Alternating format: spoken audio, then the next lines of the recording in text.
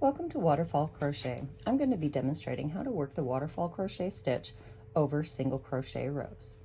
Now, as you know, working a single crochet, you insert the hook in the stitch, yarn over, pull through stitch, yarn over, pull through 2 loops on hook.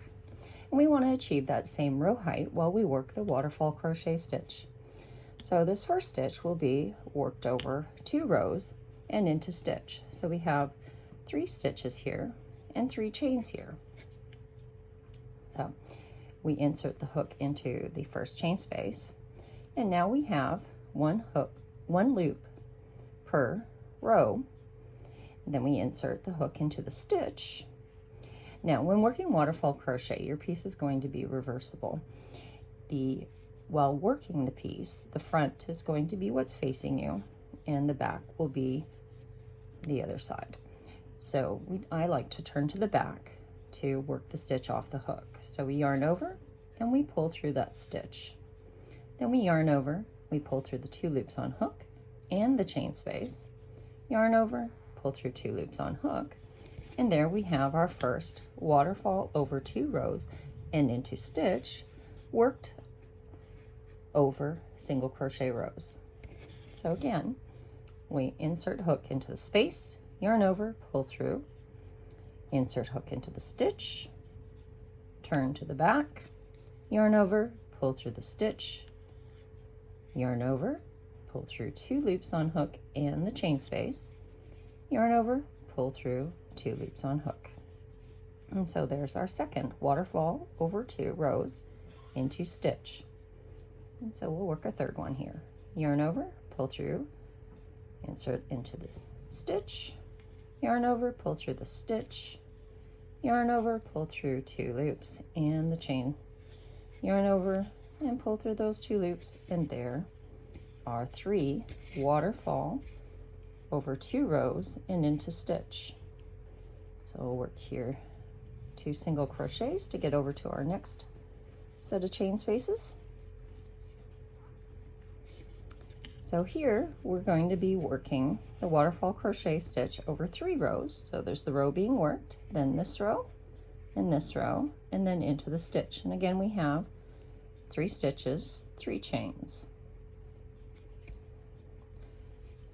So insert into the space, yarn over, pull through, insert into the space, yarn over, pull through. And you see how we have 1 loop on the hook per single crochet row. So now we're going to insert the hook into that stitch, turn over, yarn over, pull through the stitch. And again, we yarn over, pull through 2 loops on hook and the space, yarn over, pull through 2 loops and the chain space, yarn over, pull through 2 loops, and here we have our first waterfall over 3 rows and into stitch, worked over single crochet rows. So again, that is insert, yarn over, pull through, insert in the chain space, yarn over, pull through. And one thing you always want to make sure, you always count in crochet, you always want to count and make sure you have the correct things. So we're working over 3 rows. We have 1 loop per chain space, one for that first row. And then we want to make sure we're getting in the correct stitch. Insert, turn over, yarn over, pull through the stitch, yarn over, pull through 2 loops and the chain space, through 2 loops and the chain space, yarn over and pull through those last 2. And there's your second waterfall over 3 and into the space.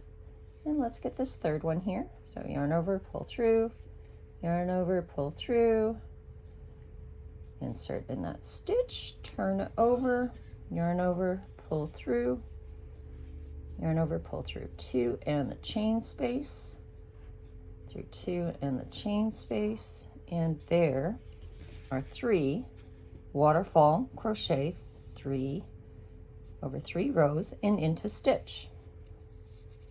So we got 2 single crochets here, and we'll get to working waterfall over 4 rows and into stitch. So again, we've got 1, 2, 3 stitches and 3 chains per row. And these are all worked in single crochet rows. So it's the same thing. The deeper you go, it's 1 per row for single crochet rows. So we've got the row being worked, and then this row, that row, and that row. So we've got 4 loops on our hook when we're working over 4 single crochet rows. So insert, turn over, pull through, yarn over, pull through 2, pull through 2 in that chain space, through 2 in the chain space, and there is over 4 rows.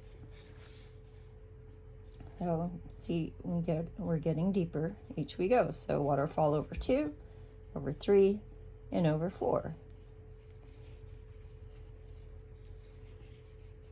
And as you work the stitch, you'll get more comfortable with how you want to hold your hook and how you want to work the loops off. Where I find it easiest, turning it to the back, because I find it much easier to see these loops that we're trying to pull through the 2 and that chain space. So there's the second over 4. So I'm gonna just show you what it looks like if you try to work it from the front. So we've got our 4, we're working a waterfall 4 over 4 rows, insert in the stitch, and if you yarn over and pull through this way, the yarn is at the back and you're having to get the hook back here to get that yarn over, and then you're having to make sure that you're getting over that chain space to get the hook back there to get that next pull through too. And so if that works more comfortably for you, that's totally fine. I just find it much easier to turn to the back to be able to see. So you can achieve the same result with keeping the piece facing the front. So you just find what you're comfortable with and what works for you, because the whole point of crochet is to be able to enjoy your craft and be able to relax and do something creative and maybe make gifts for family or friends or something for yourself. So insert and work these next 2 single crochets, and we're going to work this waterfall over 5 rows. So we've got the row being worked, and this 2, 3, 4, and 5, and into stitch. So we've got 3 waterfall, 5 stitches to make. So insert, pull through, insert in space, pull through. And you want to make sure you're getting them in order, because especially when if you're only working 1, sometimes it's easy to miss a row. So you want to always be counting and making sure you're in the right place. So here we've got 5 loops on hook. We are working over 5 rows and into the stitch, turn over, pull through that stitch. See, I just see this being so much easier where you can see your loops and that chain space that needs to go with it. So that's why I like turning the piece to the back. So, but again, you want to find what's comfortable for you on holding the yarn and the hook and the piece as you go. So again, we've inserted into each space, we've pulled a loop up through, we've got 1 loop per row being worked over, and then we insert into the stitch.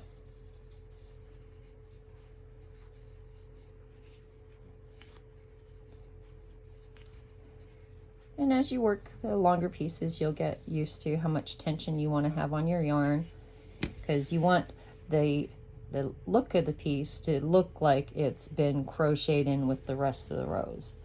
And you don't want it like super loose or anything. You want your tension similar to what the rest is. So we'll work that 3rd waterfall crochet 5 and into stitch. And again, in your stitch number, there's going to be a W that is indicating that you're working the waterfall crochet stitch. Then there's going to be a number that's going to indicate how many rows you're working over. And then it's going to say stitch to let you know you're working into the stitch below. So here we have waterfall over 2 and into stitch. So that's going to be W2 ST for stitch. So And then here we have Waterfall 3. Let me see if I can hold that up closer and you can see.